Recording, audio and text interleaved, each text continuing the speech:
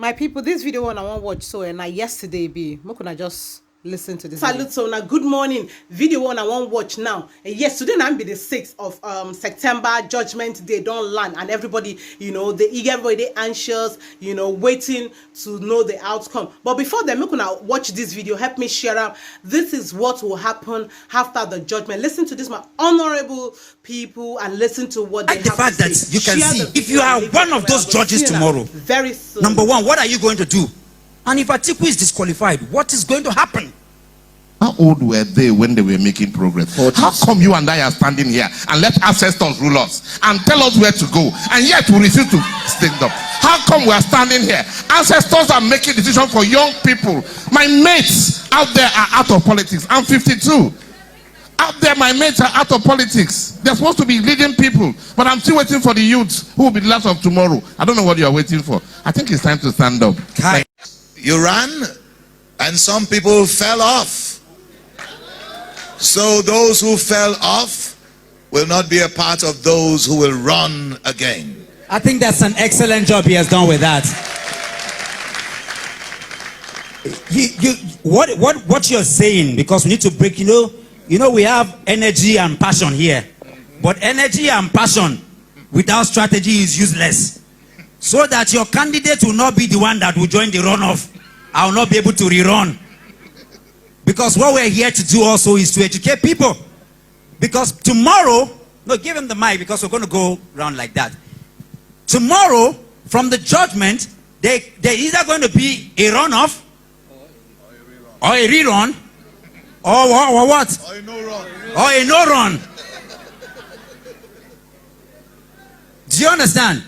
So that if there is a rerun, from the INEC, I didn't say your own, from INEC stipulated agenda in 1, 2, 3, for the bulk of the people here, I'm an obedient. They said that we came third.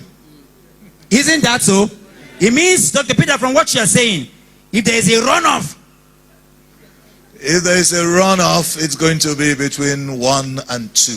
Did you hear that? Now, do you understand the meaning of runoff? Somebody say it depends. Please talk to us. Give him the mic. That's Doctor. If there's a runoff and the first person is disqualified as we requested, aha, it will be between us and the other. Aha. give Dr. Peter, Dr. Ahmed, still holding the mic. I want to move to the question. What happens if Tinubu is disqualified at the tribunal tomorrow? What is going to happen? The issue is we are in a democracy, and the judiciary has been given the authority to do whatever in line with the stipulated laws, regulations and constitution of Federal Republic of Nigeria. If they decide that evidence put before them is substantial enough for a runoff not to include Tinubu, so Tinubu will have a right to go to Supreme Court to look at the case again. But that judgment will stand, and the two who have been asked to do a runoff will continue to rejoice until the Supreme Court either affirm the judgment of the Presidential Election Tribunal or decide otherwise. But not everyone will not fall. Wow. I want to feel the energy in this room. I want to feel the energy in this room. Let me know if Tinubu is disqualified tomorrow, what is going to happen in Nigeria? Doc, not be me, or they said there will be celebration all over Nigeria. I'm not the one that said it.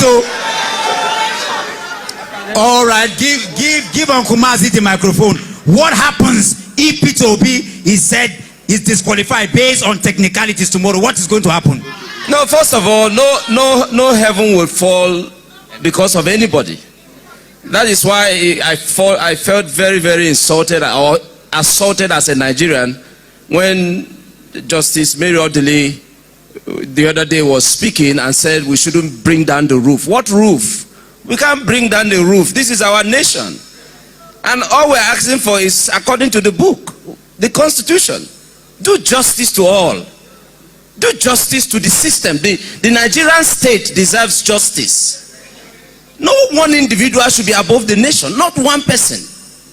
Not one person. So heaven will not fall if we get justice done tomorrow. And these 5 justices have an opportunity to save themselves and save Nigeria. Because should they uphold this illegality, then the Nigerian state is going to be seen as a crime scene, a crime center, where you just grab it, run with it, and that's what will be defined as election. So, first of all, to answer your question about POT tomorrow is the only candidate in that election that they announced. This so-called who is president now, in that election, is the only one who goes to places in the mosque, in the church, in supermarkets, in motor parks, and Nigerian people gather to receive him. So we know who was voted.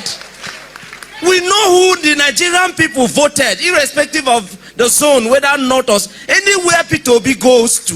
The Nigerian people, including those in power, they struggle to take pictures with him. He is the legitimate candidate that won the election.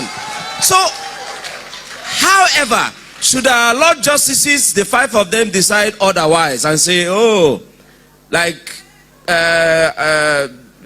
Justice Odili attempted to do, you know, because as far as I was concerned, she was acting a script. Of course, if you observed thoroughly in that outing, there were moments she wobbled because she was veering possibly off the script. That script won't work. No, it won't work because we, the Nigerian people, first of all, we own the legitimacy. We, the Nigerian people. And anybody who thinks that under this democratic dispensation that we can be gagged, that the Nigerian people can be stopped from expressing whatever their displeasure towards the system is, then they are joking. Wow. No, it's a joke. It's a huge joke. Wow. This is my country. Thank God you went out there to rest. I will not go anywhere to rest. Here is home. Here is home. If I can't rest here, then this is not home. Wow. All my life. Wow. And hear this. I said this with every sense of responsibility. All my life. I'm 46 years old today. I've only left Nigeria 3 days. Wow. Only 3 days. All my life. Wow. Where did I go to? The place where the Aburi Accord was signed. That's where I went to. I went to sit down there and feel the pulse of the founding fathers of this nation. So our Lord Justices need to understand the spirit behind our corporate existence as a people. This is an opportunity for us to institutionalize the system that would work for all. Wow. Or we promote a system that will be defined as plutocracy, which is government of the rich, by the rich, and for the rich. Wow. If that's what we want to practice here, fine. But if this is the democracy as we want, then they are joking to think that they can gag us. One more time. Come on, appreciate. Our Lord Justices will do justice. Wow. Should they not do justice? Well, unfortunately, they themselves would have been the ones that have defined for us that Nigeria is a chaotic place, a crime scene where during the election you don't need to be peaceful. You don't need to be, if you don't need to follow the books, you don't need to obey INEC. All you need to do is on that day, grab it and run with it. Wow. That will be a sin. Wow. Like the fact that you can see, if you are one of those judges tomorrow, number one, what are you going to do? And if Atiku is disqualified, what is going to happen? First of all, God forbid bad thing. Che Igbo kwenu, Yoruba kwenu, Hausa kwenu, Nigeria kwenu. Lot of things have happened, and I am angry because this is supposed to be done more than like 2 months ago, not now. Wow. We should have come together to do things like this 2-3 months back, so that we can unite properly and face the enemy. Enough of all these things that are happening. Nobody is asking any questions. These leaders, they have Nnamdi Azikiwe back then. They have Obafemi Awolowo back then. And also Sir Ahmadu Bello. But who do we have? We have nobody. These are people that build a better bridge for them to cross. But we have nothing. If Atiku is disqualified tomorrow, I don't want to talk now, but along the way, I will talk before the programs end. It's not even going to happen because Atiku won the election, and we know what happened. We have all the records. They go around, all the Abado boys making noise, all sort of nonsense. Sorry to put the word nonsense, but we're going to just watch and see what they're going to do tomorrow. And nobody here. Is there anybody here that read the Constitution here? The question is, if Atiku is disqualified tomorrow, what is going to happen? It's a straight question. It's not for you to say whether if he's disqualified. We've answered that here for Tinubu, for Obi. If Atiku is disqualified, what is going to happen? A lot of things is going to happen because enough is enough. We're not going to take it. We're going to watch it. And then we're going to take action on it because we know Atiku won his election. So we're going to stand for our rights and then we're going to protect our votes. Thank you. Thank you. I thought that deserved an applause. I mean, he's answering the question, right? Yeah. I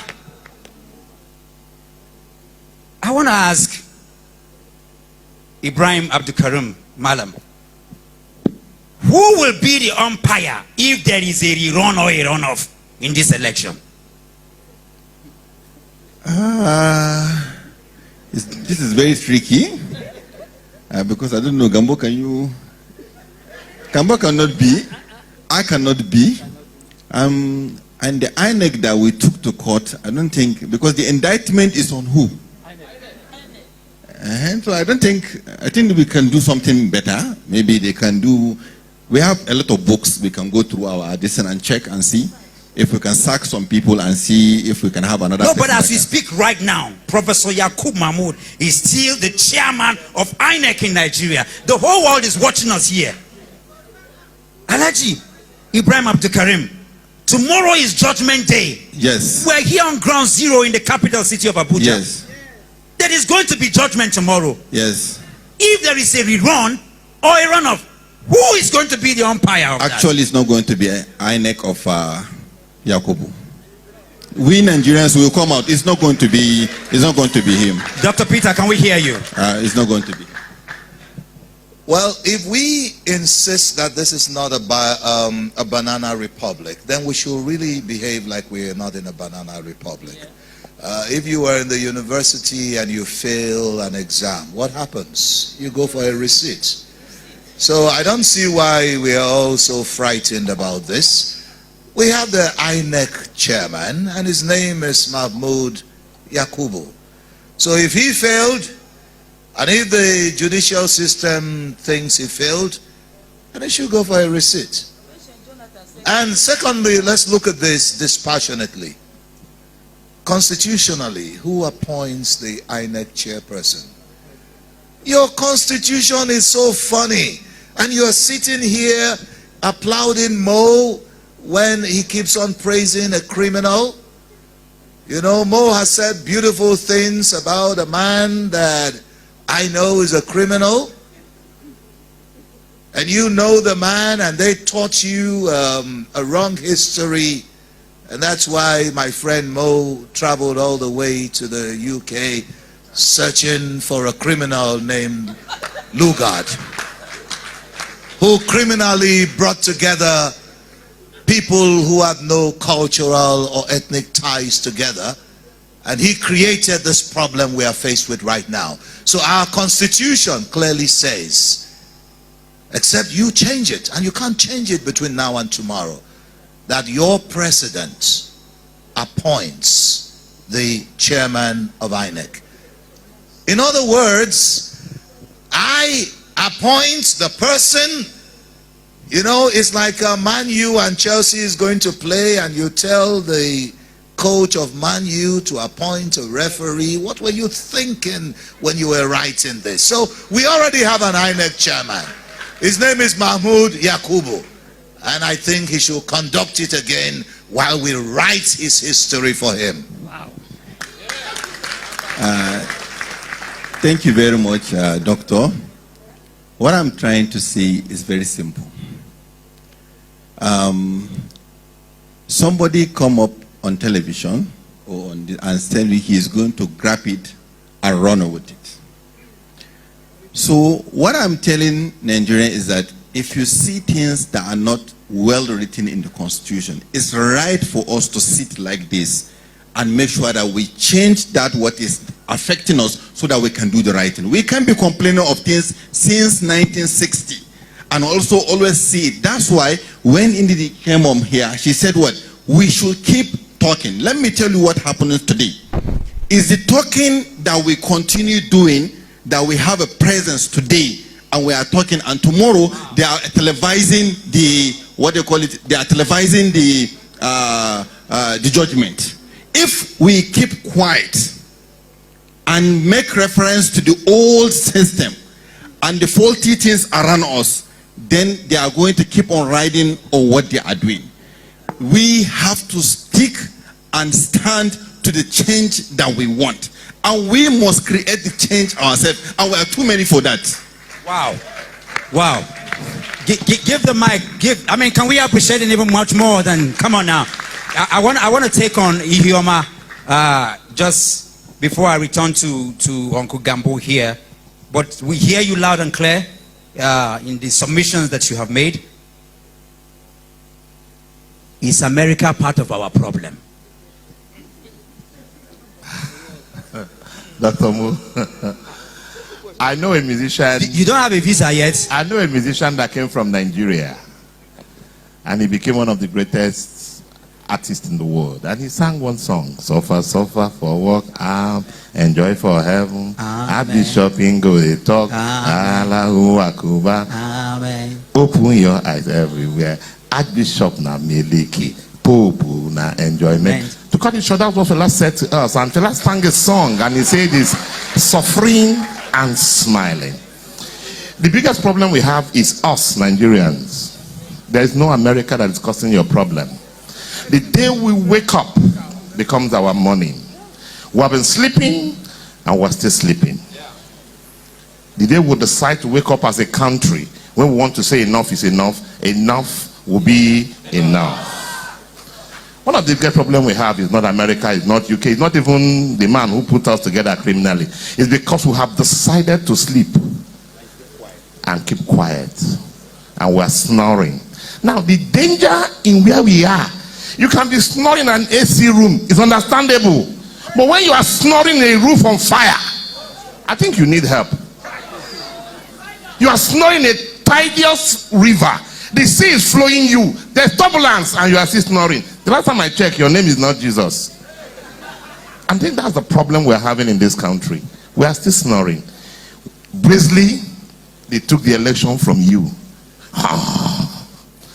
The judges started what they do. I was watching social media yesterday and I was looking at all the election counting sections. All I was hearing was 75 OB. I go to Imo State, I was seeing 20 OB. I went to Lagos State, I was seeing where votes were counted. And I was looking for one place where they grab it, hold it, and run with it was counted. I didn't see anyone. Yet, they declared them winner. And we're still, blame nobody but yourself. Oh my goodness. Oh my goodness. You know what? It's absolutely right. And we caused all this problem ourselves.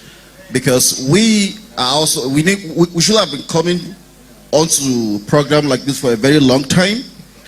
It is in this same country whereby you have somebody from Lagos. If there's a problem in Sokoto, he'll be like, I don't care, let them deal with their problem. Somebody from Kebbi, if there's a problem in Enugu, he'll be like, I don't care, let the Igbos go.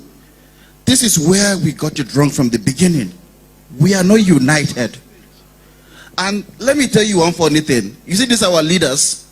They are not afraid of the youth, whether you like it or not, because they know we easily compromise. That is our biggest problem.